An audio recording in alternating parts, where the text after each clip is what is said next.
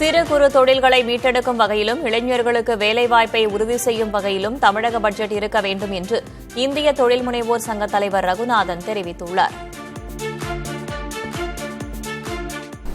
3 முக்கிய அறிவிப்புகளை இந்த பட்ஜெட்டிலே எதிர்பார்க்கிறோம். முதலாவதாக, நீங்கள் சொன்ன பீக் அவர் எலக்ட்ரிசிட்டி சார்ஜஸை மொத்தமாக அபாலிஷ் செய்வது, 100% எலக்ட்ரிசிட்டி டாக்ஸிலிருந்து 5 வருடங்களுக்கு விலக்கு,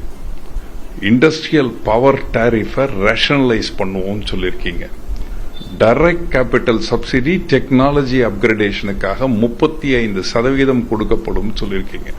15,000 கோடி கிரெடிட் கேரண்டி கொடுக்கப்படும் சொல்லியிருக்கீங்க, மாதம் 4,000 ரூபாய் கிராஜுவேட்டுக்கும் 2,500 ரூபாய் நான் கிராஜுவேட்டுக்கும் அன்எம்ப்ளாய்மெண்ட் அசிஸ்டண்டாக கொடுப்போம் சொல்லியிருக்கீங்க, வெற்றி ஸ்கில் ட்ரைனிங் அஷூரன்ஸ் ஸ்கீம் கொடுப்போம், 10,000 ரூபாய் வரை ஸ்டைஃபண்ட் கொடுப்போம் ட்ரைனிங்க்குன்னு சொல்லியிருக்கீங்க, வெற்றி ஆண்டர்பிரினர்ஷிப் ஸ்கீம் கொடுப்போம், கொலாட்ரல் ஃப்ரீ